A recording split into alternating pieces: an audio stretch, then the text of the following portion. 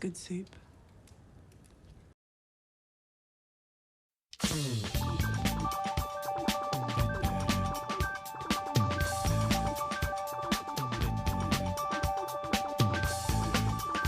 you going to participate in the cold opening? Oh, that's what we're doing? Yeah, is this what we're doing? I was like, are you mentioning location names and the cold opening? Walt Whitman Mall. But you're fucking weird, dude. How Nobody's trying to kill you. But how do you know? Nobody. But What? yeah, but you're so anal when it comes to these things. You're an anal. You're an anus. Aaron thinks everybody's out to get him. We did the New York Times. If you guys haven't read our New York Times interview, it was ridiculous that they even considered us. And I give them our names. Because on here, Bo Oliver, and I give Aaron's name. Aaron the Nerd Suit Monkey, that's not his birth name. So I gave the woman his birth name, and he's like, listen, I'm the only Aaron bleep in the entire world. They can just Google me once. They'll know where my grandma is. No, all right. They can get her address. All right. And he was like, they're going to pinpoint me. They're going to send me ricin. Ricin. I'm like, dude. More like anthrax. Well, hello, everybody, and welcome back to another No, episode let me explain of- myself first, because you made me sound like a fucking paranoid schizophrenic. Do you want me to bring up the text messages? Because you sounded like a paranoid Oh, did I? schizophrenic. Because all I said, said, all, Aaron, all, you literally, before you go All right. on your whole defense, Yes. you talked yourself into my position. That's how crazy you were. I wasn't crazy. I just felt weird that, like, literally, if you Google my birth name, my address shows up the first thing, because I don't have any social media. How do you think Justin Bieber feels? He's fucking rich and can afford, like, I wasn't saying, like, anyone was going to come and Make find more and kill money. me. I just felt uncomfortable that I was just out there. That was just a thing that I just was a little hesitant about. And after we talked about it, I kind of warmed up to the idea, but I was just like, hey, maybe that's not a cool thing. Maybe I don't want you to be able to find my whole family's address if you Google my name. That's it. Just some little... You hate the fans. I don't hate the fans. No, I think it's But it's you never nice. know in this YouTube game, man. You say one bad thing about, like, Batman. Next thing you know, fucking anthrax. Could have been a great transition, but we have to introduce the Nerd Suit Podcast, and we are back. We will be talking about Batman a little later, but I am joined today by Aaron. Social security number 0. The Nerd Suit Monkey. Honestly, give my social security number. I don't care anymore. What do people Steal do with my that? identity. Fuck my whole life up. I'm done. Fuck me up, Queen. Fuck me, yeah. I'm done. I'm done with everything. And Marissa is here too today. How you doing, Marissa? I'm good. Me and Marissa just hung out. That never happens. Some family bonding. That's cool. I was actually going to go to her house because she has an in-ground pool, but for But some instead reason you were she... like, hey, come all the way to my house. Like Why- you haven't been doing it weekly. Why did you guys ask me to hang out? Well, I figured you had stuff going on. Fam only. Oh my god. So you ain't fam. Damn. No, but your Memorial Day weekend, Aaron the Nerd Suit Monkey, the guy's out crushing beers on his forehead, Hell yeah. playing a little flip. Instead we just Frisbee. rehash deep family trauma. Yeah. I was at Nash, so I guess that's cool. Oh, wow. Shout out to Nash. Talk about not getting the invite for the hangout or the podcast. Isn't there a podcast he's on that's pending? You know what's funny is that there is a podcast that he's on that's pending, and then we re-recorded that one, and I accidentally never saved the audio for the reshoot. So What? I'm thinking I just never mention that again. We'll cut this out. Yeah, and you guys can listen to us on iTunes at the Nerd Soup Podcast and Spotify, SoundCloud. Send us your questions at nerdsoupforyou@gmail.com, even though we never answer questions that get sent to the email. And follow us on Twitter, NerdSoup4You, the Nerd Soup Monkey on Twitter, or just Nerd Soup Monkey, right? No the. Drop the. And Marissa's not on Twitter. So, yeah, let's get right into our first story today. We've been gone for a couple of weeks now. We've attempted to come back, but those comebacks have failed miserably, mostly due to Nash and Aaron. Not me. I was electric on those. The second one, you were better. The first one, you were really bad. They'll never know. But we've got a major story. We've got a new casting for Batman, Robert Pattinson. I made this joke on 2 podcasts ago, Robert Pattinson. Wow. Yeah, it hit so much better that first and time. I was the problem with that other podcast, huh? Not you. No, keep going. Okay. Introduce the topics. We got Robert Pattinson playing Batman, and yeah, that's kind of really it that we have for major topics. We've got a couple trailers, a couple of movies that we've actually seen over the past couple of weeks, so we might talk about those. But yeah, I say let's open this up to Robert Pattinson, and it's so funny when this was announced. The internet, the way they reacted, complete shocker. Everybody was so on board with this casting because Robert Pattinson is someone who's built up his filmography over the last couple of years. After being in the Twilight movies, he stepped back explored more character studies with the roles that he was taking, really showed that he had the chops of a true thespian. And I'm so glad that nobody overreacted to this casting, and everybody's keeping that in mind. Except you forgot the point where nobody saw his work post Twilight and just labeled him as the Twilight guy and hated the casting. You can't forget about Cedric Diggory. Marissa texts me that. She says, everybody's just forgetting about his role as Cedric Diggory. It's like, no, I think people remember that pretty well. No. But The people thing were is, focusing on Twilight. Have you seen Twilight? Yeah, I was the target demographic for Twilight when it was What popular. team were you? Edward, obviously. Of course. I never Well, watched any of the movies, but I think I was a Jacob guy because I just liked the dog. You liked his abs. Well, yeah, it's kind of like a mix. It's Yeah. like a wolf and some sweet abs. That's why I'm a big Rob Stark guy. That is true. Rob's got some nice abs. Was he bad in the Twilight movies? It wasn't so much that he was bad, as that the movies were bad. Right, but was he, because it's a case of Hayden Christensen in the Star Wars prequels. It's like the movies are bad, but he's also a bad actor. Was that the case with him? Has he just gotten better? Because everything I've seen him in, he's been really good. Honestly, Because I haven't seen a minute of okay, Twilight. I read all the books when I was like 12, and the first movie came out around that time. They say you're the biggest Twilight fan of all time. Yes, obviously. You had Team Edward in your away message on AIM. Oh, yeah. Definitely. But by the time like the movies were coming out, or at least the last movie, I was sort of seeing it out of obligation. I genuinely can't tell you if he was good in them or not. Like, I remember thinking towards the end, the movies are not very good. He looks like a vampire. He's got a vampire-ish look to him. Like, the movies are just generally like awkward and uncomfortable Mhm. and like ridiculous. Right. It wasn't, this is for children. Like, do It I was think just, this is bad. It's like he was not giving his all in the Twilight movies. Definitely not. Well, he hates them. He's Yeah. outwardly said that he just doesn't like them. So there's no way he was like, I'm treating this like it's gold or something. But And it's funny how how him and Taylor Lautner kind of went separate ways. Where Taylor Lautner is doing Grown Ups 3. He hasn't really done much since those movies, but he did take that Taylor step Lautner back. peaked at Shark Boy and Lava Girl. He was Shark Boy? He was Shark Boy. Oh, wow. That's when he was young, though, right? Yeah. Holy shit, I did not know that. But yeah, he took the approach that I remember reading a blog post about Adrian Brody, whatever happened to Adrian Brody after The Pianist, and all the roles that he took, he wanted to be the lead instead of taking that step back. He was trying to do King Kong and blockbusters. Robert Pattinson did it perfectly. He had the exposure of this international franchise, and then he allowed himself to make movies that he probably grew up loving, that got him into film. And now he's coming back, taking up the role of Batman, putting on the cowl, one of the most recognizable characters of all time. So he's back in the spotlight. I personally love this casting. When I heard it, I was like, okay, that's interesting. It's something different. But as I've sat with it more and more, because I think I like it because it is so unique, because that's not somebody you picture as Batman. I hope he doesn't get too buff. I hope he's kind of a skinnier, more charismatic version of that character, where he is I guess a heartthrob in a sense, where he's got a boyish look to him. Yeah. It's interesting. It's something where I think we talked about this when it was first a rumor, and I think we both said the same thing. Like, oh, yeah, I don't hate it. Yeah. I think I was leaning Armie Hammer. That's more of like your stereotypical like Batman, right? That Yeah, kind of if I still had the choice, I would probably still go Armie Hammer. But it's something where I don't necessarily hate it. Like, that's the thing too in the internet nowadays. It's like you either hate it or you love it. Where I think, if you're not a huge fan of this casting, I can see why. But I think It's funny because film Twitter specifically loved Yeah. this casting. When Well- Ben Affleck was casted, it was both sides. It was the Yes. casual fans and film Twitter because it kind of seemed kind of goofy at that point in his career.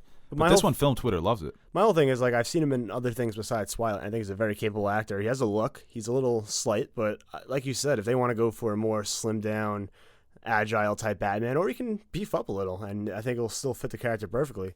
Very good actor, and I think that when you really, I just had a good point. I lost it. Beef up a little, and when you Yeah, really... beef up. Holy shit! I'm fucking stupid, man. You're a fucking moron. Yeah, Who loses track of a point? it's very bad. You freaking dumbass, Marissa. Pick up this garbage.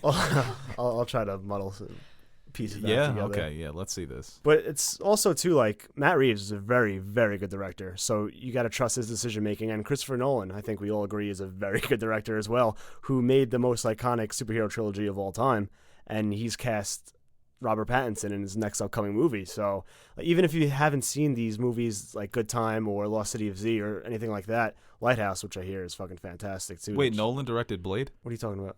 Oh, yeah. You should have said Spider-Man. That would have been funny. Oh no, Spider-Man. Yeah. I was thinking about it. Yeah. But Blade trilogy's better. I mean, just if you know these directors, Reeves and Nolan, and they trust this man to be put in their franchise, you got to trust their opinion on these matters. And I think even if you are skeptical of it, that fact alone should give you some more optimism with Robert Pattinson taking on the Cape Crusader. Yeah, Marissa, do you like the casting?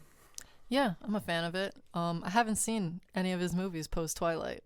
Yeah, I mean that's most people, and I think the casual fan, it's kind of jarring when you see that Robert Pattinson has been cast because everybody associates him with Twilight. So yeah. I mean, the most I remember about him post Twilight is that movie he was in with Reese Witherspoon. Is it Remember Me? oh no, the wasn't the think it's title Reese. something with the elephants? Oh, yep. Yeah, like watering elephants or something like that. Christoph Waltz was in it, right? Like Water for Elephants? Was he in that movie? Yes. Was that movie made post Twilight? Yeah, definitely. I think right after Twilight. I think almost, if not the same year, the next year. Oh. Because I think that was Waltz coming off of Inglourious Bastards. Well, I remember seeing it. He's married to Reese Witherspoon, right? What- in that movie? What isn't there a movie where Reese Witherspoon is like his love interest, and then it's like I think it that's ends it. with the plane crashing into the Twin Towers? Oh, that movie was so weird. They just He's threw in two, Reese? They just threw 9/11 into it at the end. Like, Yeah, oh, by Oh, it was the a way, plot twist? by the way, this Like, takes place he's in in 9/11, and Like everyone. he's in a building going up an elevator, and it's like he turns around and he sees the plane coming at him in the elevator. It was no sense. Like, it's just like, oh, now it's 9/11 movie. That's like I remember that Does one it end specifically. I with- think the movie ends with like him getting with like the plane hitting the building. It was so weird. It's like, That's what I remember most about him post Twilight. You know, Hollywood execs, when they heard that ending, they were like, whoa. Whoa. Can we do that? I'm pretty sure that You movie is bet your called ass we Remember can. Me, yeah. but Okay, I'm that not. sounds I'm not better. positive. I could have swore he was in that elephant movie. I mean, I haven't seen the elephant movie. It's such a weird that movie. Wow, I forgot. I kind of want to revisit that movie.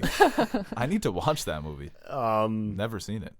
It's kind of like the Dakota Johnson effect too, where I feel like she got lumped in with the 50 Shades movies, and she's a bad actress, quote unquote. But when you see her in other work, especially Suspiria, she's actually a really good actress. But it's just people can't get that taste out of their mouths. So it takes a while to separate yourself from those type of movies, I guess, where insanely popular but kind of get looked down upon by film aficionados or even just the general audience. Right. And I'll go back to it again. He seems to be making movies that he loves. And it's obviously he's not a notorist because he's not making the movies, but he's one of those actors like a Leo, where it's I'm not auditioning for roles, I'm choosing what I want to do. I'm sure he has to audition for some of those movies, but I mean, A Good Time is an A24 small budget. I'm sure they approached him and said, you probably would fit this role, and he was great in that film. He was also great in The Lost City of Z, which was a movie that went under the radar. Not necessarily a small movie. I'm sure it had a sizable budget because Charlie Hunnam was the star. Not to be confused with World War Z. I was gonna say, is that the zombie movie? No. It's about them trying to find this lost city in Africa, I think it was. This ancient civilization that was lost, or in South America, I think. And he's unrecognizable in that movie. He's got a beard. He looks like he's 40 years old, and he was really great. Wait, now that you're talking about it, I feel like I remember that movie coming out. Yeah, that was last year, I think. Early last year. Yeah. Didn't make my top 10, but I think that's 2018. The years just all combined. I don't know. If you said what's the date, I know Monday. I don't know the number. I'm not a big date guy. I can't. It's been June for the past 3 weeks for me. It's like it was my grandpa's birthday on Sunday. Oh, and happy birthday. Yeah. The week. Whoa. Did I say thank you? It's not my birthday. But the week before, my grandma was planning. It's like, oh, can we go out to dinner Sunday for your grandpa's birthday? I'm like, sure. And in my mind, I'm like, oh, that's his birthday. And I have no idea what day any given day is, unless like I actually like, oh, today is the 25th. So I kind of missed it. Is today the 25th? No idea. It is 27th. 27th. 27th. We're cruising. That's tough. Yeah, we're moving along here. I would have given you like 24th. For some reason, I thought it was the 28th. I was a little bit ahead. Well, I'm ahead of schedule like here. an hour. I'm getting ready for Godzilla.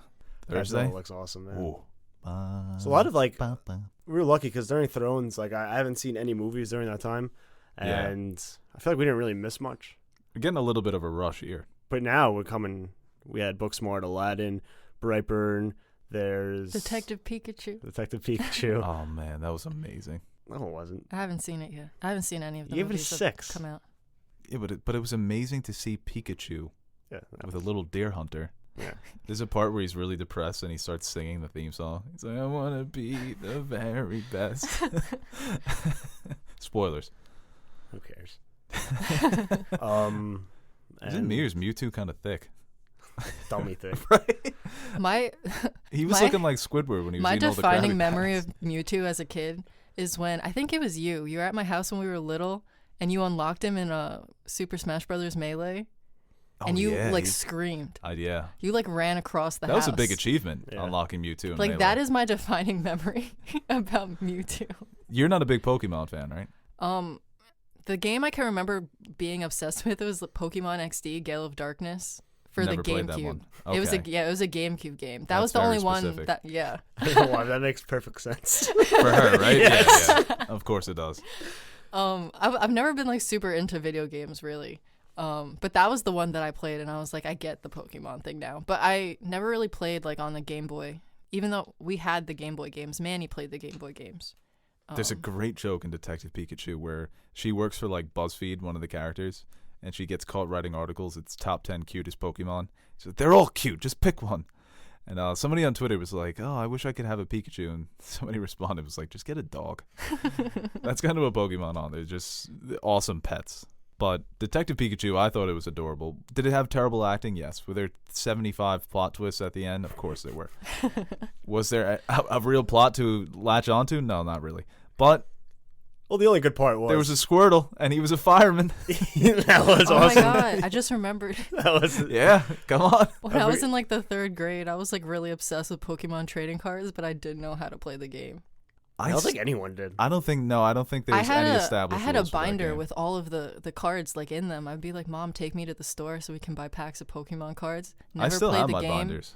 and then I like promptly forgot about it like 3 months after the phase ended. I was a more Yu-Gi-Oh guy. Well, Yu-Gi-Oh, I you was get sick at the Yu-Gi-Oh. wrist deck thing. I used to go to tournaments and shit. What's that card? White Eyes Blue Dragon? Blue Eyes White Blue Dragon. Eyes White Dragon. That's I always remember that for literally no reason. I got a Red Eyes Black Dragon once. It was the best day of my life. That was Yu-Gi-Oh's boy used to play that card, Dark right? Magician, Dark Magician was Yu-Gi-Oh's card. Magical Hats. Magical hats, yeah.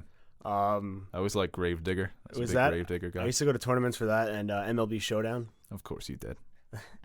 What, Mike Marr's house? I Mike Marr used to have snacked some big Barry big MLB Bonds, like tournaments. 16 plus home run. He used to fucking hit dingers, dude. All right, let's get off of this. Detective Pikachu was awesome. What about Booksmart? I guess we can mention Booksmart here briefly. Booksmart.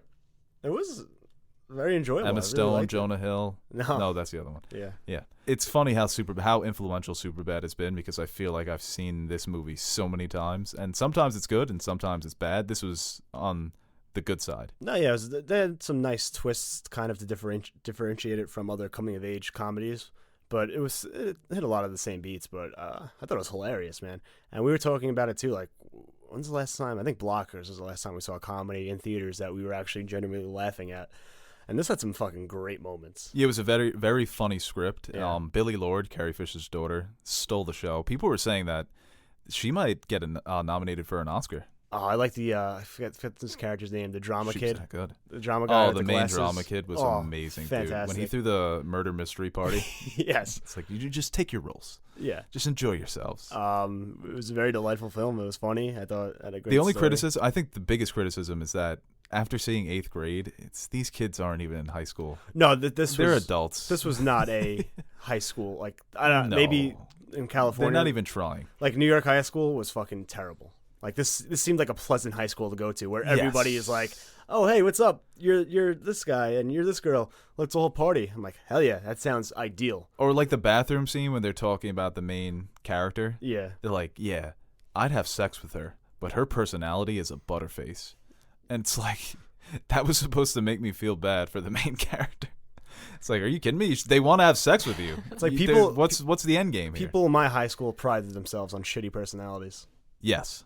That was a good thing. If the shittier the personality, but I didn't really know, like going into it, I didn't really know if it was gonna be more grounded type coming of age, like a Lady Bird, or more of a hysterical type, sort of ridiculous comedy, like a Superbad, which I think Superbad is very kind of. Superbad was actually more grounded. They than ground it. Booksmart. They ground it in a way that almost like an Anchorman, more Anchorman than Superbad. Well, it was things happen in Anchorman that are ridiculous. Adam McKay and Will Ferrell's production company. Right. So, yeah, talk about a first-time effort though for Olivia Wilde. It's so crazy how these directors are just hiding out there, and we're seeing that more and more. Where these actors, I guess it pays off to have that experience, to be acting in films all these years. You kind of just pick up on the techniques. What else did we see? We saw Detective Pikachu, John Wick 3. We haven't spoken about, right? Yes. I'm telling you right now, there's not a movie this year that's going to unseat John Wick 3 at the top of my list. You know what I gave it, Marissa? A 9.6. Ridiculous score. It is the best hand-to-hand combat movie I've ever seen. It just kept getting better. The only criticism I would have is that it wasn't longer, but they leave it open for a fourth one. Too long. I gave it the same score as Booksmart because I felt like that's the action version of what this was as far as coming-of-age comedy, where like they're both very good, but like I don't think I didn't take the next step to be like elite level, but it's still very good. The way people talk about the John Wick movies make me want to go see them. You Because need I to haven't watch them. seen any of the others. I think until they announced John Wick 3 was like being made, I hadn't heard of John Wick. It's so ridiculous that these movies are The first movie I saw Keanu Reeves in was Bill and Ted. Yeah. In like my high school like study hall. That's awesome. How did that not get you into like Keanu Keanu Reeves? Yeah, he looks that's he where looks so different from how he does, to me at least in The Matrix, that I didn't register them as the same person. Don't you think he would be a good Aizawa? Yeah. In My Hero? Oh my god, that would be amazing. I feel like he might be a little bit too old for Aizawa. But like he could nail the emo and I guess the affectless nature of Aizawa. He's somewhere where like somebody wrote that Keanu Reeves is what Johnny Depp always thought he was going to be at this age. It's like there's no like when I first heard of the John Wick movies and saw the trailer, I'm like, what a steaming pile of shit. And that's why like I hate to judge trailers, but there's no way that you could have watched that trailer and been like, this is the start of the best action trilogy of all time. Yeah, one of the best. One of the best. Even the name was kind of silly. Yeah. John Wick. It was so. I'm thinking I'm back. Yeah. It's like what? It's like a Michael Clayton title. It's that's such a bad title for a movie. But now he's become literally like a folk hero. He's the boogeyman. He's immortal. Yes. He really is. He's the new Chuck Norris. That's what I told one of my friends. I was like, you know the Chuck Norris jokes? Yeah. They made a movie out of the Chuck Norris jokes. Pretty much. Yeah.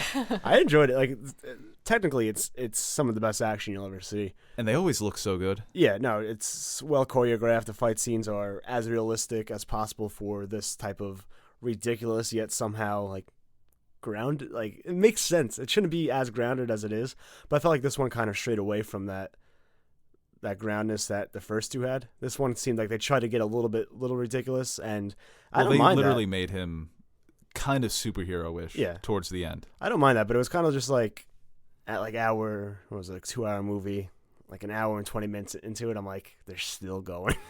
Well, the thing with this movie, the mythology of John Wick, is that the underworld is apparently untouchable by the police. Yeah.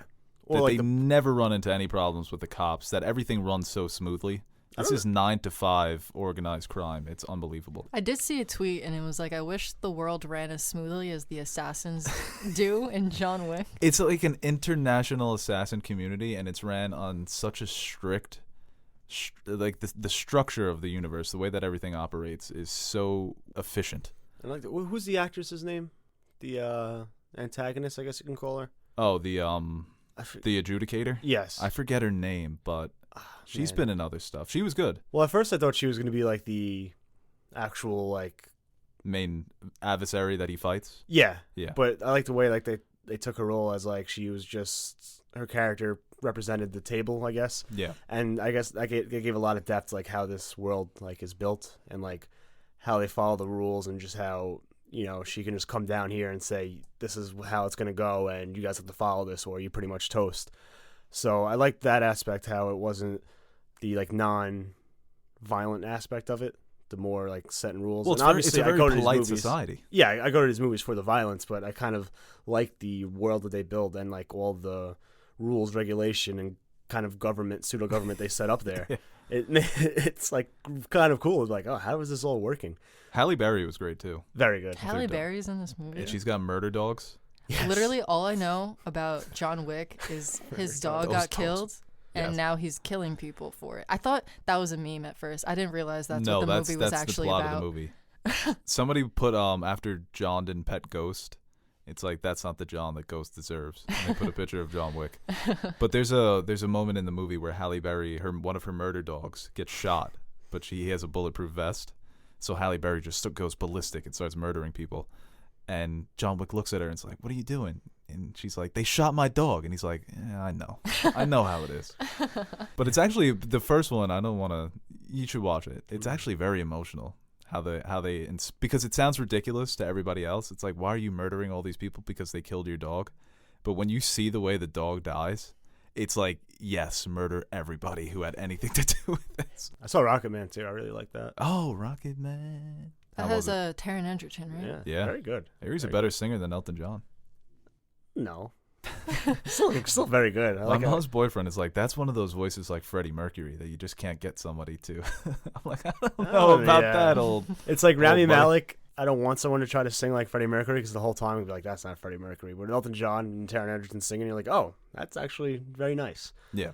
It's like it hits all the beats as the prototypical musical biopic, but they're all presented in a unique way, which I really much enjoyed. And the way the film was structured, I found very enjoyable too.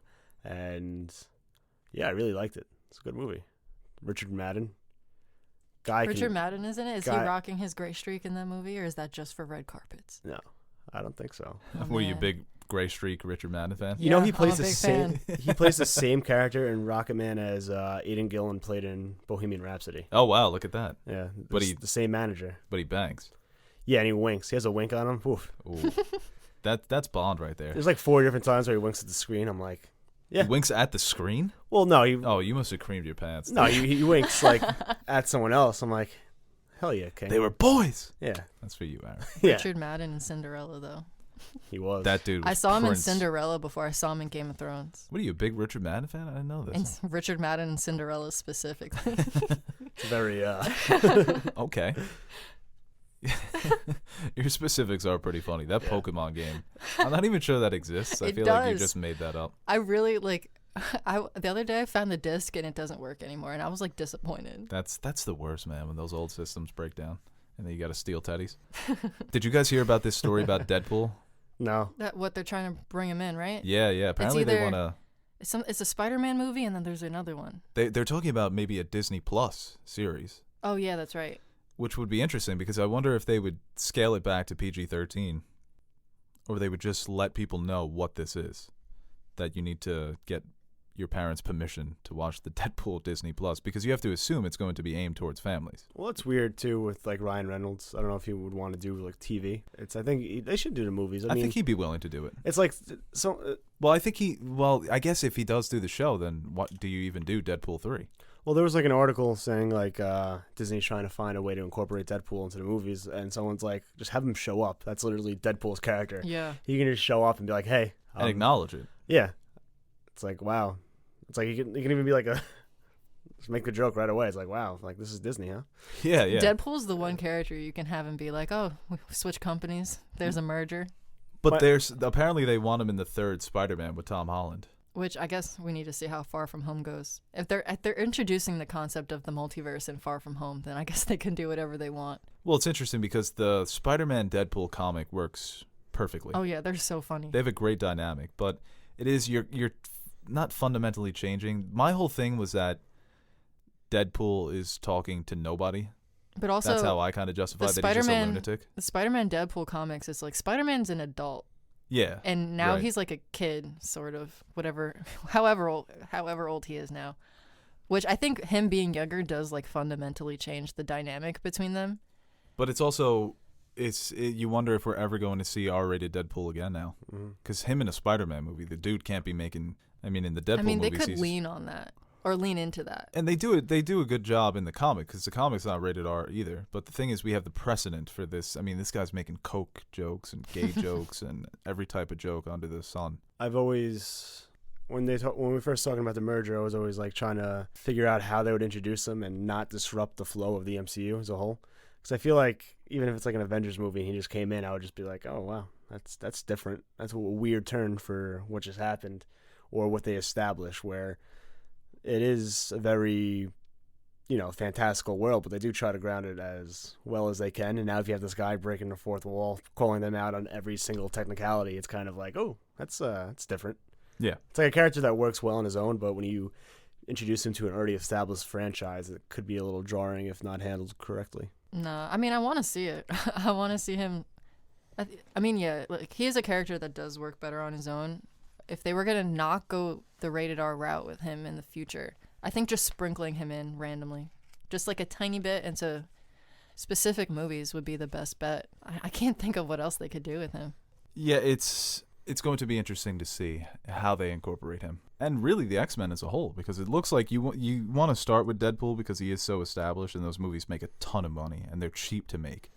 You can make Deadpool 3 on a $50 million budget. It's going to make like 600, 700 worldwide. So that it makes sense why that's going to be the first guy that they bring in. But I'm excited to see the X-Men reboot. I hope it's sooner than later. I really do. I want to see the Fantastic Four. Me too. Yeah, but they fit in so well with the MCU. They do. It would be so awesome to see a Fantastic Four movie that's like really good. You know who I'd love to see directed? J.J. Abrams. I think he'd be the perfect guy to do that. A space epic. Yeah. And I'd say you bring in the big boy for Fantastic Four. You give them Galactus off the bat. Off the bat? Yes. Really? I mean, they just spent forever. If they're introducing them into the MCU and then the Fantastic Four come in and they're like, hey, Galactus. But you bring in Silver Surfer as well.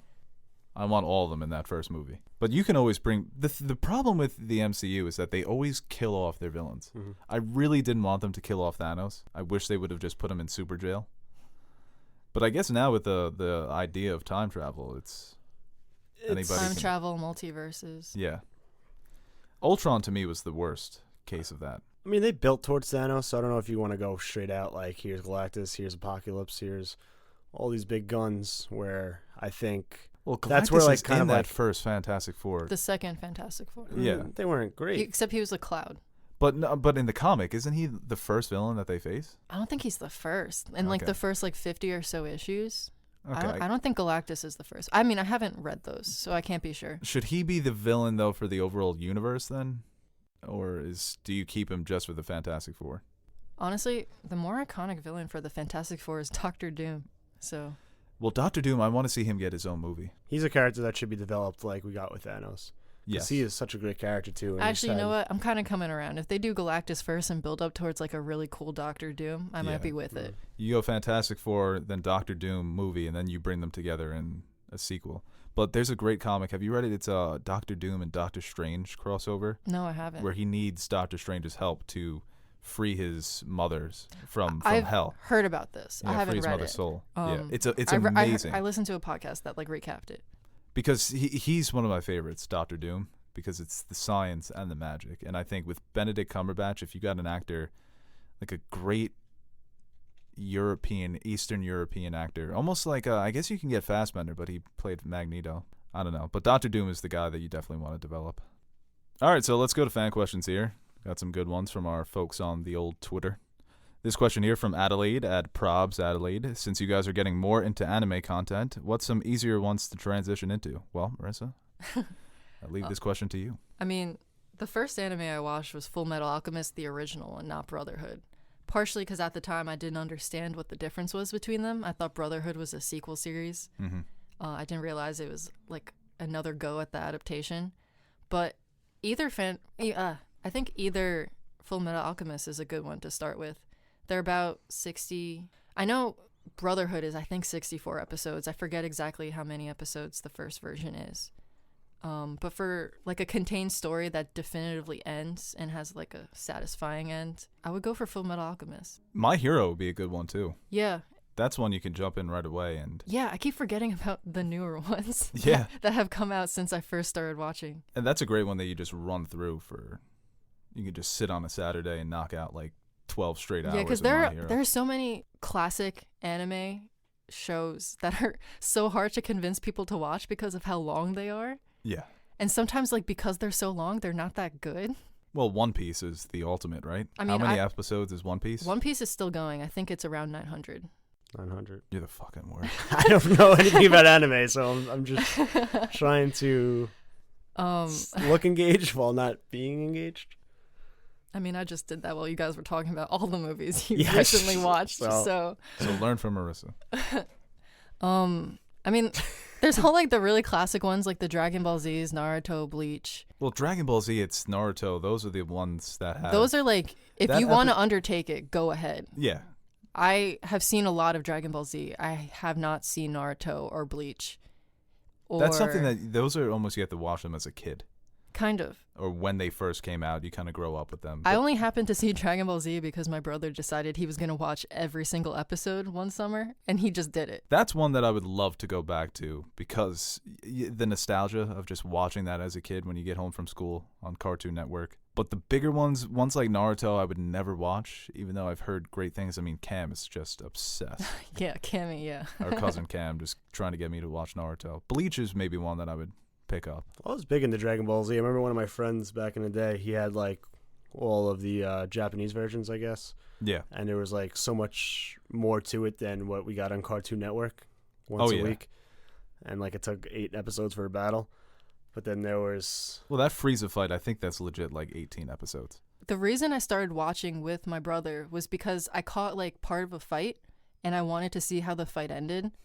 And then I watched the rest of the show. Yeah. All right, this question here from Kyle Corner at Kyle Corner. Have you guys been watching Chernobyl? If so, thoughts on the production storytelling? I have not seen it, but Aaron, you've seen how many episodes so far? 4. Nice. And it's up to 4, right? 4, yeah. Yeah, look at that. It was something where like Very efficient. I needed something to watch after Thrones. I'm like, oh, hear great things about this. Let me watch it.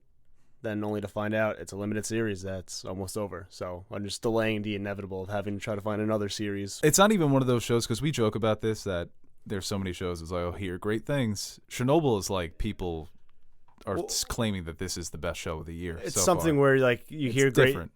A lot of shows, it's like I hear great things, but I don't watch. This Yeah. one's like I heard great things and I did decide to watch it. Right. And it is so well done. And obviously, it's a real life event, which I didn't really know too much about though. So it's like I know this happened. I know like we all survived, right? Did we? It's a great question. I don't think you shouldn't be asking those questions. Well, it's almost a name synonymous with disaster. Yes. Specifically nuclear disaster. But it's something where the ins and outs and like the inner workings and the politics involved around this event is so intriguing and so like you just want to keep learning more about it. And the first scene of the show is kind of like a spoiler for what happens to the character, like one character at the end, and then goes back in time. But even knowing that, it's like you still like are so invested, and just every little detail you find out about this. I don't know what the fuck they're talking about half the time. To like granite and like graphite. Oh, they found graphite, and apparently that's like a big deal. I'm like, I don't know why that's a big deal, but I trust these guys. They're a lot smarter than I am. And they're talking about all these science and chemistry and all this nuclear physics stuff. I'm like, I can kind of piece it together, but I don't need to like actually know the ins and outs of it to know what is going on around it. And it's very well done. And at first it's like a little confusing because they're in Russia and they all have English accents. I hate that. I don't mind it though. Yeah, just kind of gotta roll with But it. they're also like when they have like on the news or like on a emergency blowhorn, they're speaking Russian and they have Russian writing and everything, but they just have like, "Oi, mate," and I call everybody. Well, that's not English. Oi, mate. Yeah, it kind of is. Yeah, mate's English. I think I added the oi. I think oi is maybe like Australian. Always, I don't know, like a pirate. Yeah.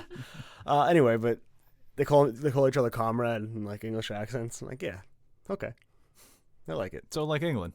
Yeah. Yeah, it's definitely something I want to check out. This question here from Marcelo Camelo at M_something. How do you guys decide whether you would like to see a movie or not? Cast, director, trailer, question mark? Well, Marissa decides by not wanting to see any movie. It's mainly your you're like, hey, you want to go see this movie? And I'm like, are you paying for my ticket? Unless it's like, the movies I'll see without a doubt are usually adaptations of things I already have read. So, you know, like superhero movies, or like I'm just generally invested in superhero movies at this point. Or books. So like the big YA movie book craze, I was in it. Oh yeah. I saw almost every single movie, and not a lot of them were good, but Well, a lot for me, it's Rotten Tomatoes, man. If it's a movie is getting good reviews, and obviously there are directors that I like, people in the movie that will intrigue me, but it comes down to there are only so many movies that you can see in a year. So you just have to pick the ones that are getting the critical acclaim. And that doesn't mean it has to be over a 90 or else I won't see it. Because Detective Pikachu is in the 60s. When I first started this, I was going to more movies. I was trying to see everything. I went to see Gods of Egypt, and I reviewed it. I saw Whiskey Tango Foxtrot, where you always bring that up. You always hate on my Whiskey Tango Foxtrot. Those are just a weird review. But the way that you post, you always said it. You reviewed Whiskey Tango Foxtrot. Yeah. You just had to hit every fucking valve. Well, I would say that, like, it's like, oh, maybe a year or two ago, we're like, oh, you want to review this movie? Like, yeah, I'm not feeling. It's like, you reviewed Whiskey Tango Foxtrot. He always brings that up, yeah. is it the King Arthur movie? No, we didn't. No. I wanted to because we saw it early, and I kind of want to be like, oh, look at us. Big shots over here, seeing a King Arthur movie. Yeah, and I was just like, no, we're not, even though that's your favorite movie of all time, right? I really genuinely enjoyed the King Arthur You know movie. what? King Arthur is very underrated. Actually, no, it's perfectly rated, but I Yeah. just enjoy it for what it is. I usually go, it's a mix of everything: acting, directing, trailers. You can sell me on a trailer. Like, Jason Bourne, I think. I'm thinking of movies where the trailer was so good that it sold me, and then I was disappointed. Oh, I saw Dunkirk for Harry Styles. Do you want to keep that in the pot? Like, Oh my God, they'll kill me. I was so disappointed when you said that. I mean, I saw Dunkirk. It was She's a great like, I'm movie. going to see Dunkirk. I'm like, oh, that's awesome. but I'll like a trailer, and then the reviews will be like negative, but I'll still go see it because I like the trailer. Like Nutcracker in the Four Realms. I really like that trailer, and it fucking got shit. Really? That's an Shit. okay trailer. I dug it, and I was like, well, you know, maybe I'll like it. The Jason Bourne trailer where he's shirtless and he knocks that guy out in one punch. I was like, this is it. Well, like I was gonna see Mission Impossible anyway, but Henry Cavill doing the fist cocking, Yeah. it's like I have to see this like 3 times on IMAX. Did you? No, I only saw it once, but in IMAX, and it was really Can you good. stop messing with the table? I like the table. Yeah, it's a mix of everything. If I hear a movie like Booksmart, I like the trailer, but even if I didn't see the trailer and just heard everyone just talking about how, like, you know, gotta see it, I'd have been like, yeah, I'll see it. Well, speaking of trailers, we have a question here from Angie Flynn at Angeline Flynn. Thoughts on the new Terminator trailer? Did you guys see this? No. No, You didn't see it? not a big Terminator guy. You know what? The old, like, The first two are yeah. masterpieces, both of them classics. I mean, and everything after that has kind of sucked. Have you seen Terminator 1 or 2? No. No. The new trailer, though, everybody was shitting on this trailer. It's directed by Tim Miller, who did the first Deadpool. Mm-hmm. I loved this trailer. And seeing Sarah Connor back, I forget what's the name of that actress?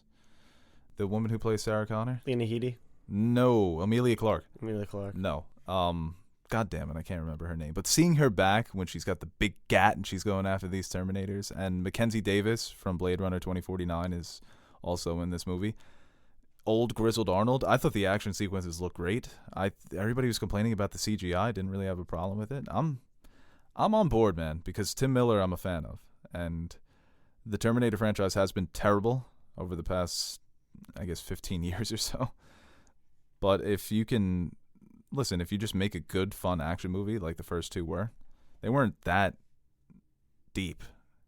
This guy's gonna lead the rebellion against the robots. We got to kill him. That's it. So, yeah, we'll see where it goes. Cool. This question here from Zach Moore at ZachLMoore32. Who had the better arc, Steve Rogers or Tony Stark? Oh man. I think Tony Stark. Yeah. He's more. I'm captain, team cap till I die. I think it's probably my favorite character of the two, but Iron Man was really more compelling. Yes. I mean, it began with Iron Man, so I feel like it was more complete in that regard. Yeah, I would say Tony Stark has the more complete arc between him and Captain America. Well, he's changed. Steve Rogers' arc is I feel the like world around him changes and he adapts to it. I feel like Tony Stark, at least to me, I don't even know if this is the right way to say it. His arc feels more like trackable. he's like very cocky in Iron Man, first Iron Man. Then he like gets kidnapped. He has this thing put in his heart. He's like traumatized, but then he's like, I'm Iron Man, I'm good. And then, you know, Avengers happens, and he's like he's got to put a iron suit around the world, and how that directly affects his behavior in the rest of the movies. And I think in a way we see more clearly in him than maybe other characters. Yeah, the PTSD in Iron Man 3. Gotta love it. Iron Man 3's got to be your favorite MCU movie. Oh, right? I love Iron Man 3. Well, I think it's overall just a good movie, but The thing too with Iron Man though, I feel like and Tony Stark in general, they repeat his arc numerous times. Oh yeah, definitely. It's like he's like, he's never in the Avengers. He's not the guy to make the sacrifice. Yeah, And the bit at the end of Iron Man 3 where he's Endgame, like, it's I'm like, done being yeah. Iron Man, and then immediately he's Iron Man Yeah. again. it's is like the bit. he makes that they make that point so many times throughout the MCU where like, all right, we get it. I don't But necessarily I don't, agree with that. I don't hate it. Like I'm not Yeah. like, critical of it, but I'm just saying like they do that. But I feel like it's changed. Iron Man 1 was, he changes from, like you said, the cocky billionaire to somebody who actually cares about what's happening with this technology. Still a cocky billionaire, but he has different He's still, perspective. Yeah, right, but he makes, it's more about, Now he's all about green energy. but the Avengers thing was, now he's willing to put his life on the line where he doesn't want to see himself as a soldier because he's scared. Then it changes in Ultron too, because it's less of, again, I guess it kind of repeats in a way, but it's different because I don't want to lose my life doing this because I know I feel like I won't be able to protect everybody. Mhm. So we need to create these Ultron bots. Whereas I feel it's evolved in a way where it makes sense that I guess it repeats itself, but it's I mean, different. over as many movies as there been between Iron Man 1 and Endgame, it's like, it's not going to be perfect. Yeah. But I think what we got is pretty good. Well, Steve Rogers too, the arc, he doesn't really change. It gets muddled a little bit when they want him to go out with Sharon Carter, but then they're like, just kidding, he's going to go back in time with Peggy. Yeah, that's weird, right? Yeah, that's weird. Nah.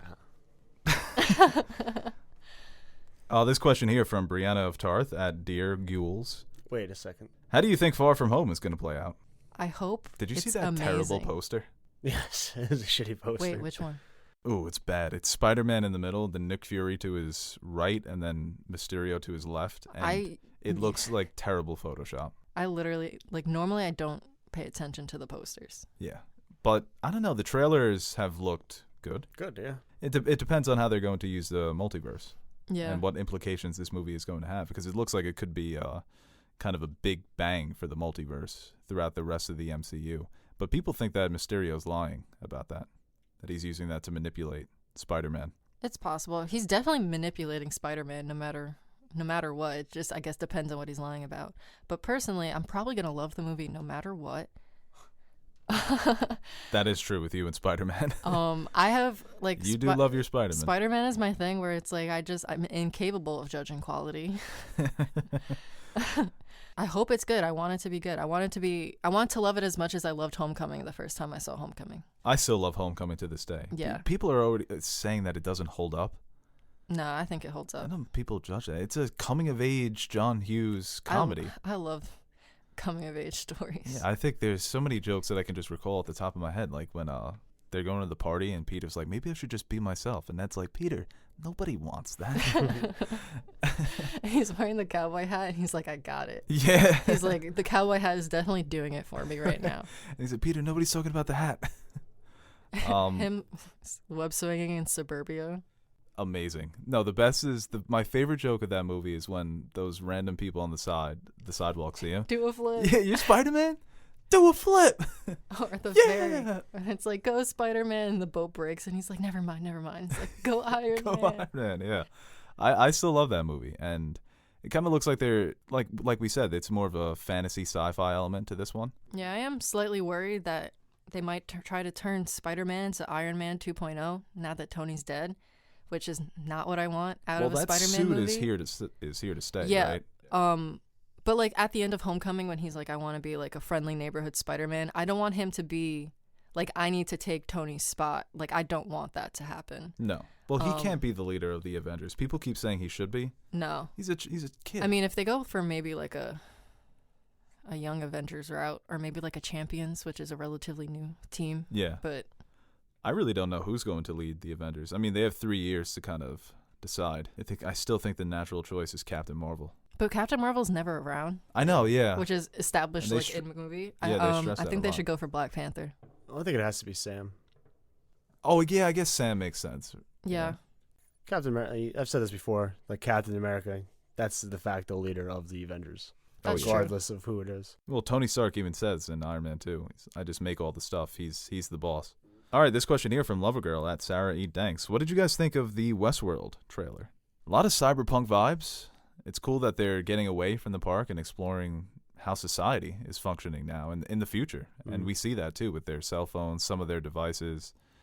And just with Aaron Paul's character, the interaction that he has with Dolores at the end of the trailer, you're thinking, man, this looks like it could just be a regular cyberpunk, but you know that there's going to be some fucking twist and different timelines and old Aaron Paul and young Aaron Paul and girl Aaron Paul. And The Man in Black with whatever is going on with him now. right. It's something where when I was watching it, I didn't realize it was Westworld because it was right before Thrones. I'm like, that's Aaron Paul.